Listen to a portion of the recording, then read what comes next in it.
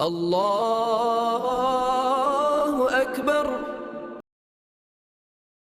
مدینے کی گلیاں گھوم رہے تھے، ایک دو گلیاں رہ گئیں تو فجر کا وقت ہو گیا، تو حضرت عمر اپنے غلام سے کہنے لگے نماز پڑھ لیتے ہیں اور باقی دو گلیاں بعد میں گھوم لیں گے۔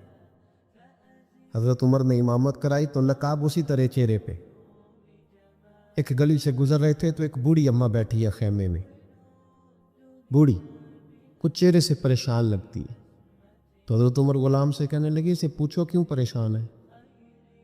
ہمارا تو اپنا ابا پریشان رہتا ہے، ہم پوچھتے نہیں، ہم نہیں پوچھتے۔ ہماری اپنی اماں روتی رہتی ہے کہ چلو 2 گھڑیاں رات کو آ کے بیٹھے گا میرے پاس، لیکن وہ آتا ہے 2 درجن کنوں لے کے اور سیدھا اپنے کمرے میں جاتا ہے اور بیگم صاحبہ سے کہتا ہے کہ یہ 6 اماں کو بھی دے آؤں، اس نے کون سا کھانے ہیں؟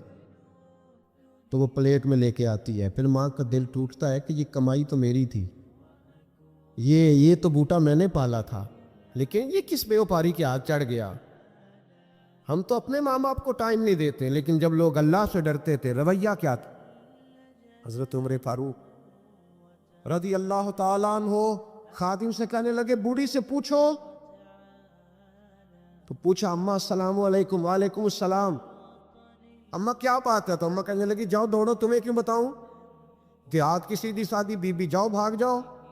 کہا نہیں اماں مہربانی کرو، اندر تو آنے دو۔ بڑی منت کے بعد اماں مانی۔ عمر فاروق عام آدمی نہیں جس سے دنیا کامتی ہے۔ حضرت عمر اندر گئے، اماں کیوں پریشان ہو؟ تو اماں کہنے لگی تمہیں کیوں بتاؤں، میرا اپنا دکھ ہے، چل اماں بتا دے، تیری مہربانی۔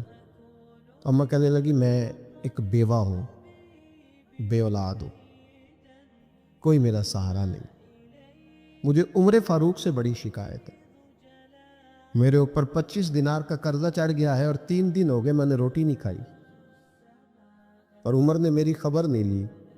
حضرت عمر کو پتہ چل گیا اللہ وارث ہے، اس کا کوئی 2 4 10 ہزار ووٹ کوئی نہیں، ایک کو نیکے سے 6 مربے نہیں لے کے آئی، ایک اکیلی تنے تنہا۔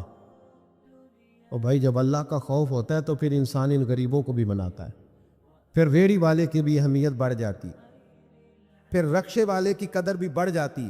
حضرت عمر فاروق رضی اللہ تعالیٰ عنہ کہنے لگے اماں عمر سے شکوہ ہے؟ کہا ہاں۔ جناب عمر کہتے ہیں میں نے ایک جملہ کہا تو اماں نے تو مجھے لاجواب کر دیا۔ میں نے کہا اماں عمر کو کیا پتا کہ تو بھوکی ہے اور مقروض ہے، اسے کیا خبر؟ تو اماں کہنے لگی کیا کہا تم نے؟ عمر کو خبر نہیں، اسے پتہ نہیں؟ تو عمر سے کہو نا چھوڑ دے حکومت، اس کے حوالے کرے جو خبر رکھ سکتا ہے، کیوں بیٹھا ہے پھر؟ ہمارے حکمران کہتے ہیں ابھی میں صدمے میں ہوں، نکلوں گا تو بات کروں گا، نہ ادھر ادھر کی تو بات کر، یہ بتا کہ قافلہ کیوں لٹا، مجھے رہزنوں سے غرض نہیں، تیری رہبری کا سوال ہے، ہاں تجھے جواب دینا پڑے گا۔ حضرت سیدنا عمر فاروق رضی اللہ تعالیٰ عنہ سے اماں کہنے لگی نہیں خبر رکھ سکتا تو حکومت کیوں کرتا ہے، چھوڑتا کیوں نہیں؟ تو حضرت عمر کہتے ہیں میں کانپنے لگا، دوڑے گئے جناب عمر۔ میں نے کہا اس اماں کا 6000 ووٹ نہیں کہ اس کی قدر کی جائے، یہ اماں کوئی بہت آکسفورڈ یونیورسٹی کی ڈگری ہولڈر نہیں کہ اس کی بات مانی جائے، کہ لاوارث اور بیوہ بی بی۔ عمر دوڑے گئے، گھر سے اناج کا تھیلا کندھے پہ رکھا، 25 دینار بھی لیے، پکا پکایا کھانا بھی لیا۔ خادم کہنے لگا حضور مجھے دے دے میں اٹھا لیتا ہوں، تو حضرت عمر فرمانے لگے چل وعدہ کر قیامت کے دن بھی میرا بوجھ اٹھائے گا؟ کہنے لگا جی نہیں وہاں نہیں اٹھا سکتا۔ فرمایا پھر آج بھی نہ اٹھا، مجھے ہی اٹھانے دے، یہ میرا بوجھ ہے تو مجھے ہی۔ اماں کے سامنے 25 دینار بھی رکھے، پھر اماں کو حضرت فاروق اعظم نے 2 مہینے کا راشن بھی دیا، پھر پکا پکایا کھانا بھی دیا۔ معمولی آدمی کی بات نہیں کر رہا، 24 لاکھ مربع میل کا حکمران۔ حضرت عمر مدینے میں بیٹھ کے کبھی للکار دیں تو کیسر و کسریٰ کی ٹانگیں کانپے۔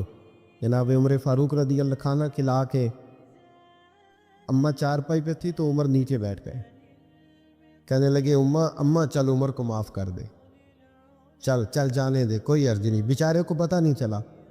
تو اماں کہنے لگی تو نے پھر عمر کا ذکر چھیڑ دیا۔ بیٹے میرے گھاؤ بڑے گہرے ہیں، میرے زخم بڑے سخت ہیں، کلیجہ پھٹے تو تجھے دکھاؤں کتنی تکلیف میں ہوں، میں تو پکا ہوا پھل ہوں، کسی وقت بھی دنیا سے چلی جاؤں گی، میں نے عمر کو معاف نہیں کرنا۔ جب میں قبر میں جاؤں گی نا، نبی کریم علیہ السلام آئیں گے تو میں عمر کی شکایت کروں گی۔ میں کہوں گی حضور اس سے پوچھئے یا رسول اللہ، بیوہ اور بوڑھی کا خیال ہی نہیں کیا؟ تو آپ کے غلام کہتے ہیں میں نے عمر کو کبھی اتنا روتے نہیں دیکھا جتنا آج روئے۔ کہنے لگے اماں عمر کو میں جانتا ہوں وہ کمزور ہے، یہ شکایت نہ لگانا، وہ کمزور ہے، مقابلہ نہیں کر سکے گا، یہ شکایت نہ لگانا، چل معاف کر دے۔ تو اماں کہنے لگی اچھا تو مجھے کچھ اچھا لگتا ہے، جا تیری خاطر عمر کو معاف کیا، تو پیارا لگا ہے، جا معاف کیا، تیری خاطر معاف کیا، تیری خاطر عمر کو معاف کیا۔ حضرت عمر فاروق کہنے لگے مجھے لکھ کے دو، کون اتنے جتن کرتا ہے؟ کون کسی سے کہنا جا اپنی اماں کو منا لے، تو کہتے ہیں نہیں میری غلطی کوئی نہیں، تو مناؤ کس بات پہ؟ ہمیں تو بیسیوں دلیلیں آتی ہیں، جا ابا کے پیر پکڑ لے۔ پتہ ہے نبی پاک علیہ السلام نے فرمایا جس کا باپ راضی ہوگا اسی کا اللہ راضی ہوگا، اور جس کا باپ ناراض ہوگا وہ سارا دن وظیفے پڑھے، اس کا اللہ راضی۔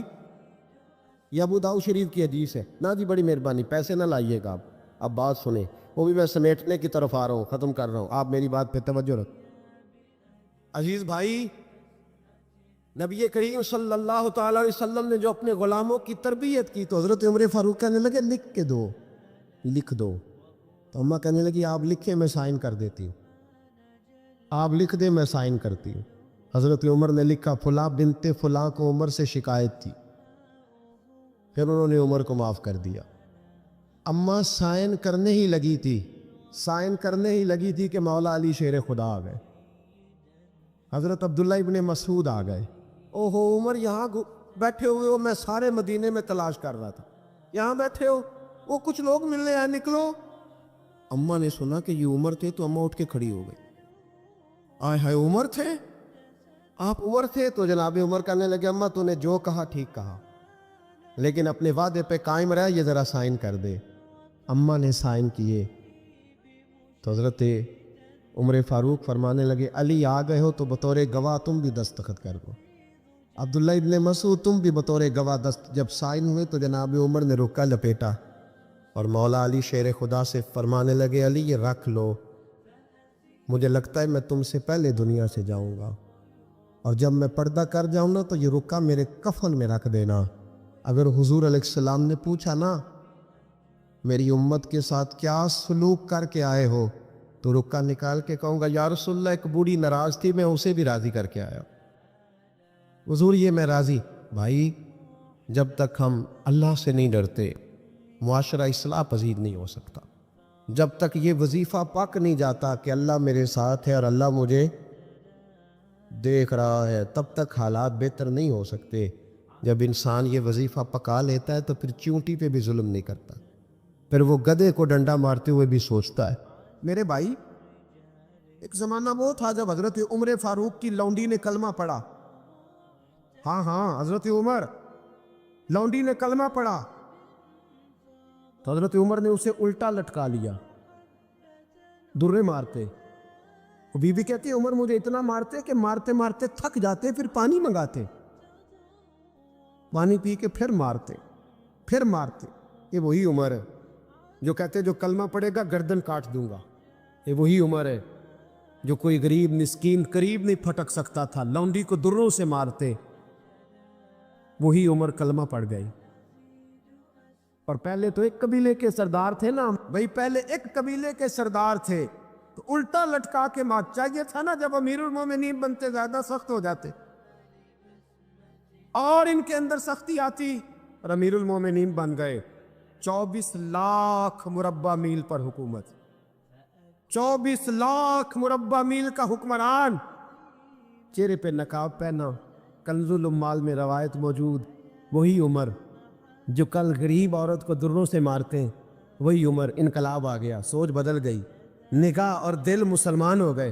عمر گزر رہے ہیں، ایک گھر سے بچوں کے رونے کی آواز آئی، چہرے پہ نقاب پہنے عمر رک گئے، افلا غلام ساتھ تھا، کہنے لگے پتہ کر کوئی مسئلہ ہے۔ دروازے پہ دستک دی، بی بی تیرے بچے کیوں روتے؟ کہنے لگے دوڑ جاؤ، کون ہوتے ہو؟ تمہیں کیوں بتاؤں؟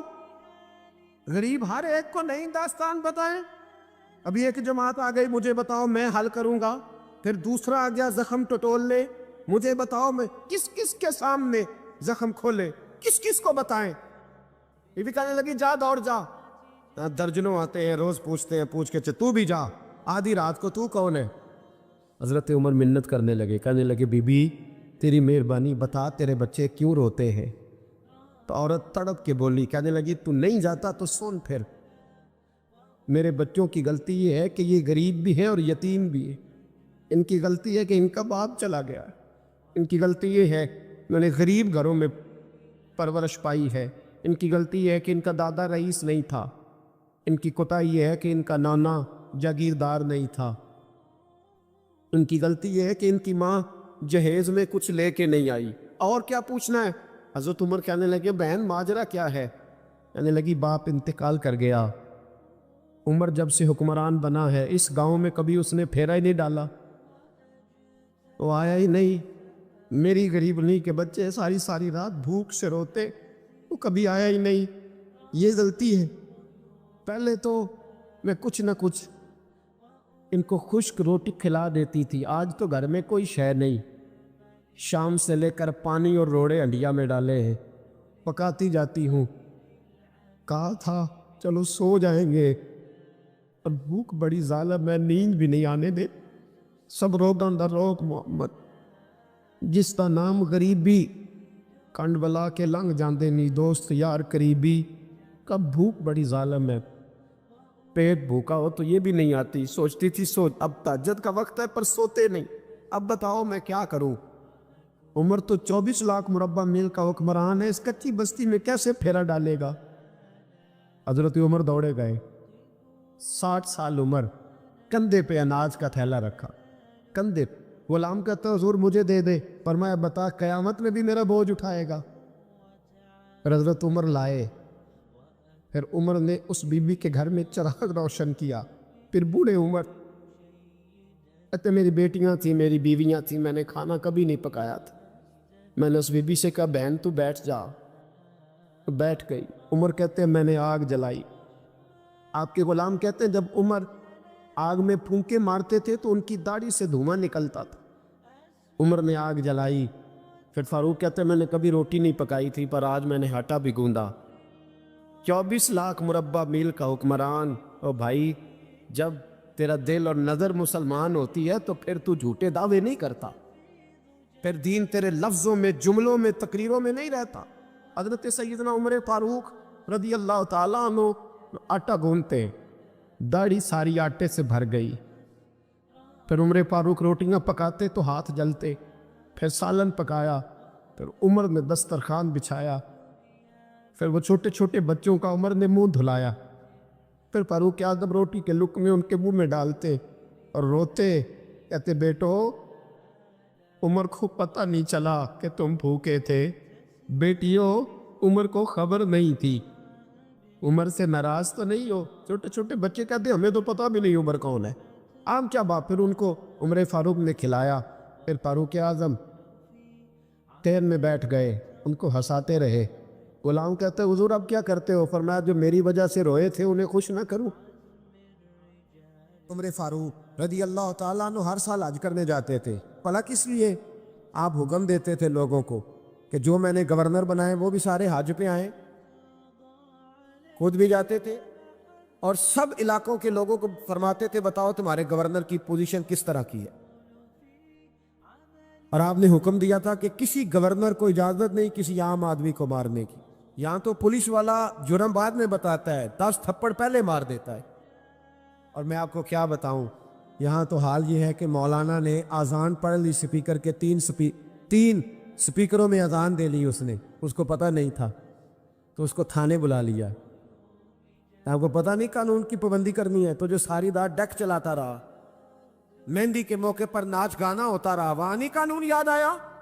آپ نے محفل کرانی ہو تو آپ کو اپلیکیشن دینی پڑتی ہے، یہ جس درس کے لیے آپ یہاں بیٹھے ہیں نا 1 مہینہ پہلے ہم درخواست دیتے ہیں، اور میرے دوست 10 دفعہ جا کے دفتروں کے چکر لگاتے ہیں، ادھر جاؤ پھر ادھر جاؤ پھر ادھر جاؤ، پھر ہمیں اجازت ملتی ہے کیا کرنے کی بلا؟ رسول اللہ کا دین بتانے کی، نبی پاک کا، بولیے تو یہ جو سیاستدان بڑے بڑے جلسے کرتے ہیں یہ ان کو بھی ایسے ہی بگایا جاتا ہے. وہ کہتے ہیں جی نہیں ملے گی اجازت, نہیں ملے گی اجازت, نہیں, آخری رات کہتے ہیں چلو دے دی اجازت. کیا تماشا ہے. امیر کے لیے انداز اور ہے, غریب کے لیے اور ہے. چھوٹی چھوٹی باتوں پہ, چھوٹے چھوٹے معاملات پہ سینکڑوں علماء نے جرمانہ دیا, سینکڑوں علماء نے. کس بات کا؟ سپیکر 3 کیوں لگے ہوئے, 1 لگاؤ, 1. اب تمہیں اذان سے بھی تکلیف ہونے لگی ہے. سپیکروں میں کیا ہوتا ہے, تقریروں تو بڑے زمانے کی بند ہو گئی, لاؤڈ سپیکر بھی, اذان ہی پڑی جاتی ہے نا. لیکن میں کیا کروں, میں تو اس قوم کے بیچ رہتا ہوں جو کہتی ہے بس ٹھیک ہے مذہب تھوڑا سا ہی صحیح ہے, مسجد جائیں گے تھوڑا سا مذہب ٹھیک ہے, باقی ہم نے دنیا داری کر. خدا را سمجھیے اور غور فرمائیے کیا ہو رہا. حضرت عمر فاروق رضی اللہ تعالیٰ عنہ نے کہا کسی آدمی کو اجازت نہیں, کسی کو. یہاں تو مار مار کے حشر کر دیا جاتا ہے. کہتے ہیں تجھے بلایا تھا تو آیا کیوں نہیں؟ حالانکہ قانون کے اندر پہلے اس کے وارنٹ لیے جائیں, پھر اس کو مارنے کی اجازت ہو. جب ریمانڈ دے دیا جائے گا کہ اب اس پر تم کر سکتے ہو کوئی تفتیش کے لیے, اس پر کسی قسم کی سختی, تب. لیکن غریب آدمی ہے نا, تو چوک میں رسوا کر دیا گیا. معاذ اللہ تعالیٰ یہاں تو ایسی چیزیں ملتی ہیں کہ عورتوں کو تھپڑ مارے جاتے ہیں. سوشل میڈیا پہ ایسی خبریں آتی ہیں کہ بوڑھوں کو پکڑ کے ڈال لیتے, کہتے تیرا بیٹے پہ مقدمہ ہے, تو چل نہ ہمارے ساتھ تھانے, تیرا بیٹا خود بخود آ جائے. اس ظلم کی شریعت اجازت نہیں دیتی, نہیں دیتی شریعت اجازت. میرے نبی پاک علیہ السلام نے فرمایا ابو جال کے بیٹے کے سامنے اس کے باپ کی توہین نہ کرے, اس لیے کہ غلطیاں ابو جال کی ہیں, اس کے بیٹے کی تو نہیں ہے نا. ان کے سامنے نہ بات کرنا, وہ تو مسلمان ہو کے آ گئے. لیکن ہمارا کس طرح کا نظام, کس طرح کا مزاج ہم لوگوں نے اپنا لیا. حضرت عمر نے کہا کسی گورنر کو بھی اجازت نہیں, کانسٹیبل تو دور رہ گیا, ایس ایچ او تو دور رہ گیا, گورنر کو اجازت نہیں کسی غریب کو مارنے کی. حضرت عمر بن عاص کہنے لگے اگر تادیباً مارنا پڑ جائے, یعنی تھوڑا سا سمجھانے کے لیے, بچے کو نہیں بندہ مارتا تادیباً تنبیہاً, تو حضرت عمر کہنے لگے اس کی بھی تمہیں اجازت نہیں. حضرت عمر فاروق رضی اللہ تعالیٰ عنہ حج کے بعد بیٹھے تھے, مسجد الحرام سے باہر نکل کے مینا کے قریب ڈیرا لگایا کرتے تھے. پوچھتے تھے بتاؤ کسی کو شکایت تو نہیں؟ ایک آدمی کھڑا ہو گیا, اس نے کہا میرے گورنر نے مجھے دروں سے مارا ہے, میرے گورنر نے مجھے دروں سے مارا. عمر نے فرمایا بلاؤ نا گورنر کو. کس کو؟ ملے ہو کبھی پنجاب کے گورنر سے؟ کیوں؟ سندھ میں رہتے ہو جی, خیبر پختونخوا میں ہیں آپ, پنجاب کے گورنر سے کیوں نہیں ملے؟ ملا میں بھی نہیں, لیکن سوال یہ ہے کہ وہ کس بستی کے وہ راہی ہیں, کہاں رہتے ہیں؟ ہمارا گورنر ہے نا, آئے نا میدان میں نکلے. لیکن ہمیں کوئی, میرا تو خیال ہے بہت سارے لوگوں کو نام بھی نہیں آتا ہوگا, تو کس لیے گورنر بنایا اسے؟ گورنر ہے اس میں بیٹھنے. کیا تماشا ہے, کس طرح کا رویہ ہے. اور یہ غلطی میری اور آپ کی ہے, ہم مجرم ہیں اس نظام کو بناتے. غور کریں اور یاد رکھیں, گورنر صاحب آؤ بھائی, گورنر صاحب حاضر ہوئے, تو حضرت عمر کہنے لگے اس غریب کو مارا ہے, مجمع لگا ہے, گورنر بھی بیٹھے, سارے اس کو مارا ہے. اس نے کہا جی ہاں فلاں بات. فرمایا بات نہیں میں کہہ رہا, تمہیں کہا تھا تم نے مارنا نہیں, قاضی کے پاس لے جاؤ, عدالت میں مقدمہ کرو, سزا ہوگی تو پتہ چلے تم نے کیوں مارا. گورنر صاحب نے گردن جھکائی, تو وہ امیر آدمی صلح نہیں کرتا غریب سے, اور چل جانے دے. تو غریب آدمی یہ کہتا چلو ٹھیک ہے. چودھری صاحب بھی کہتے ہیں چھٹ, تو کون سا مقابلہ کر سکتا ہے, تو کون سا ہوتا ہے کہ نہیں ہوتا. تو پھر کیا کرے گا غریب آدمی, سب اس پہ پریشر, صلح کے لیے پریشر ڈال رہے. اس نے گردن جھکائی تو بہت سارے گورنر سمجھنے لگے کہ حضرت عمر کہیں گے چل معاف کر دے, گردن بھی جھک گئی, معذرت ہی ہو گئی. تو حضرت عمر فاروق رضی اللہ تعالیٰ عنہ نے غریب کے ہاتھ میں درہ دیا, فرمایا جا آپ گورنر کی طرف, جتنے اس نے تجھے مارے تھے تو بھی اتنے درے مار اس کو درے, لوگوں کو پتا چلے یہ ظلم کا نظام نہیں, یہ محمد عربی کا نظام ہے صلی اللہ تعالی علیہ وسلم, یہ درے مارے جائیں گے. حضرت عمر بن عاص اٹھے اور عرض کی حضور گورنروں پہ یہ بات بڑی مشکل گزر رہی ہے, مہربانی فرمائے تنہائی میں یہ کام کر لے, تنہائی میں. تو تاریخی جملہ کا حضرت عمر نے فرمایا جب غریب کو مار پڑی تھی تو اس پر گرانی گزری تھی, اس کی کوئی عزت نہیں تھی، عزت صرف گورنر کی ہوتی ہے۔ ان سے جب لوگ کہتے عمر تیری بڑی بات ہے تو عمر رو پڑتے، کہتے میں تو اونٹ چرانے والے باپ کا بیٹا ہوں، میں تو اونٹ چرانے والے باپ کا بیٹا، اونٹ چرا۔ اس سے آگے عمر گئے ہی نہیں ساری زندگی، اس سے آگے لفظ ہی نہیں ادا کی۔ اور میں تو بھائی اونٹ چرانے والا، میرا باپ تو اونٹ چرایا کرتا تھا، 10 اونٹ تھے، میری ڈیوٹی ہوتی تھی، سنبھالے نہیں جاتے تھے، ابا ڈنڈوں سے مارتا تھا۔ ساری زندگی عمر حج کرنے گئے، ایک خشک تنا کھجور کا عمر فاروق رضی اللہ تعالیٰ عنہ نے اس کو اپنے کلاوے میں لیا، رونے لگے۔ لوگوں نے کہا عمر کیا ہوا؟ فرمانے لگے یہاں میں اونٹ چرایا کرتا تھا، یہاں میں اونٹ چراتا تھا، 10 اونٹ سنبھالے نہیں جاتے تھے۔ دیکھو رسول اللہ کی شان۔ ہم جب کلمہ پڑھتے ہیں نا تو ہمارا حضور سے ایک معاہدہ ہو جاتا ہے کہ آپ نبی ہیں، ہم امتی ہیں، آپ آقا ہے، ہم غلام ہیں، آپ ہمارے پیشوا ہیں، مقتدا ہیں، ہم آپ کے قدم بقدم چلنے والے۔ اب ہمیں اپنی مرضی نہیں کرنی، سنت اور شریعت کو دیکھنا۔ تو جو یہ وعدہ پورا کرے گا وہ حوض کوثر پہ آئے گا، اسے جام ملے گا۔ اور نبی کریم علیہ السلام نے فرمایا، مسند ابو یعلا میں حدیث موجود ہے، فرمایا جو مجھ سے کیے ہوئے وعدے توڑے گا وہ میری شفاعت نہیں پائے گا اور حوض کوثر پر بھی میرے پاس نہیں آ سکے۔ اسے وہاں آنے کی توفیق یار کیا دیر ہے سنت پر عمل کرنے میں؟ مجھے بتاؤ نا، کیا مجبوری ہے ہم شریعت اور سنت کا پاس نہیں کرتے؟ مجھے بتاؤ، نماز پابندی سے پڑھنے میں آخر کون سی دقت ہے؟ سچ بولنا آخر کتنا کو مشکل ہے؟ یہ حضور کی سنتیں، دل کو سینے اور بغض سے پاک رکھنا آخر کتنا کو مشکل۔ اور میرے بھائی کے داڑھی اللہ نے مرد کو دی ہے، بی بی کو دی ہی نہیں اللہ نے۔ رب چاہتا ہے مرد کے چہرے پر دیکھنا پسند، آخر کیا دشواری؟ اس کا کوئی بوجھ ہے؟ کیا مشکل ہے؟ کیوں نہیں سمجھتی؟ کس بات کا انتظار؟ ہمارے بیچ میں کتنے لوگ اٹھ نہیں گئے، دنیا چھوڑ نہیں گئے، ہم نے بیٹھے رہنا ہے۔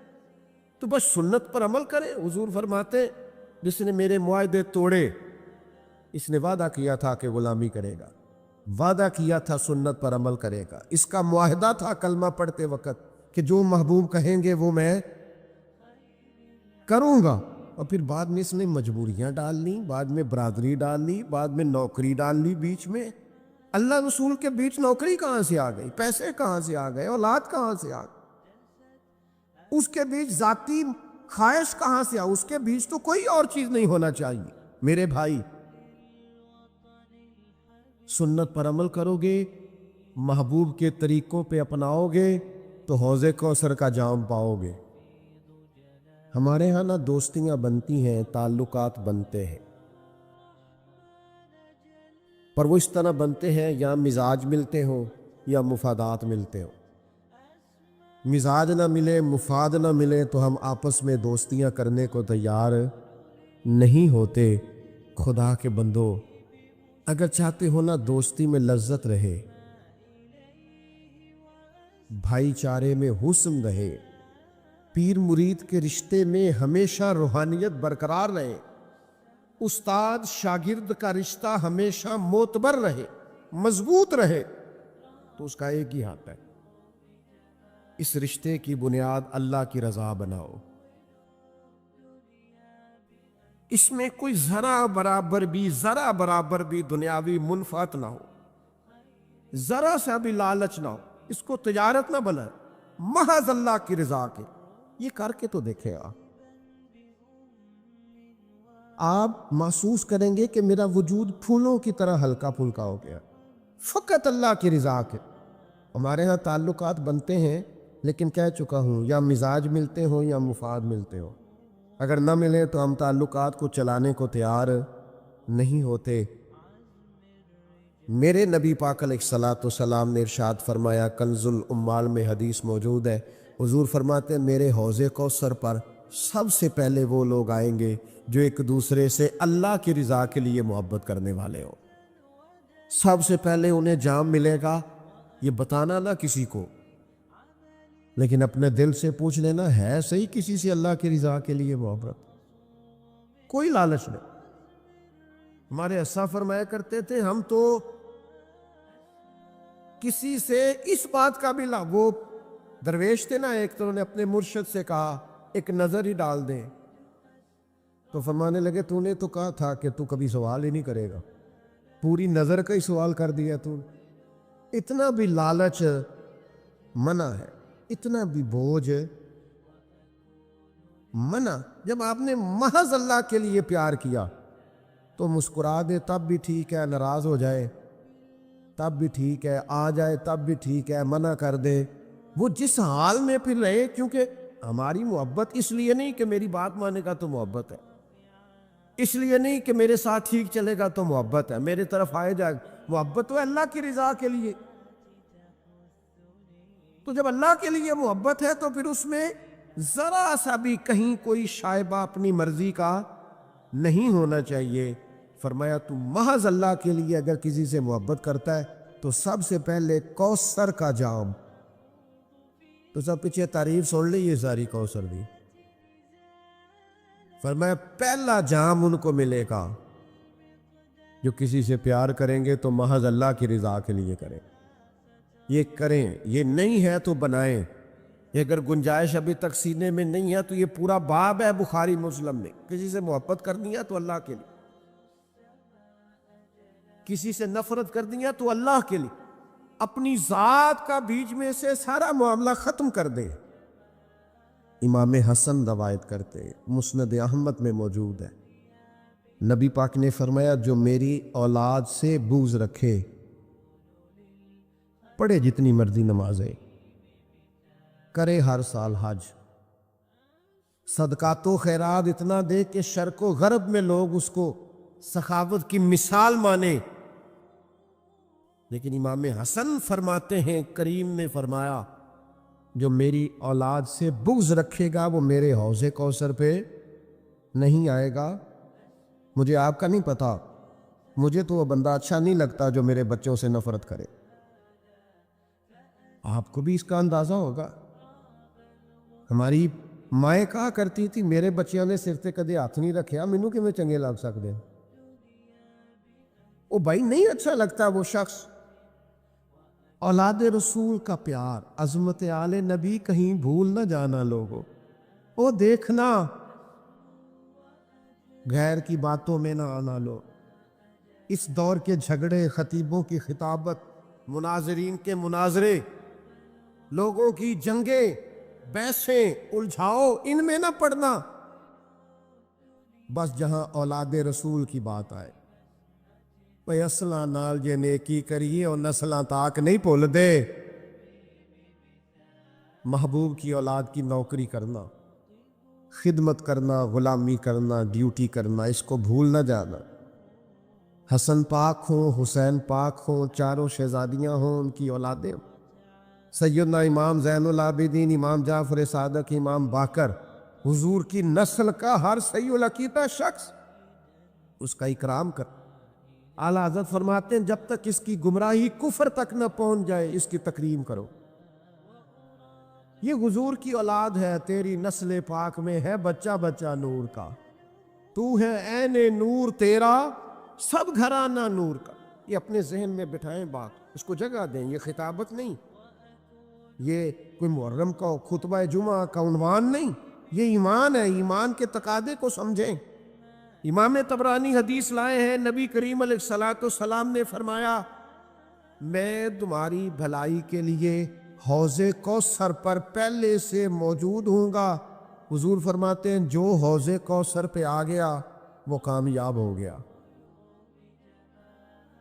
باقی تسی اناب صاف کر لینا سارا، قربان پچھانن والے آ تو گل جان گئے، گل کھول دے، گل کھول دے۔ فرمایا جو آ گیا وہ کامیاب، میں نہیں تمہیں دسنا کہ ان صاحب ہونا ہے کہ نہیں ہونا۔ اتھوں جام پین تو بعد ان پل سرات لگنی ہے کہ میں اتنے لفظ حضور نے کہے جو آ گیا وہ کامیاب۔ معنی کیا ہے؟ تو کسی طریقے سے حوض کوثر تک پہنچ جا، تو بس اس شبیل کا، اس لنگر کا پانی پی جو محبوب دستے مبارک سے پلاتے۔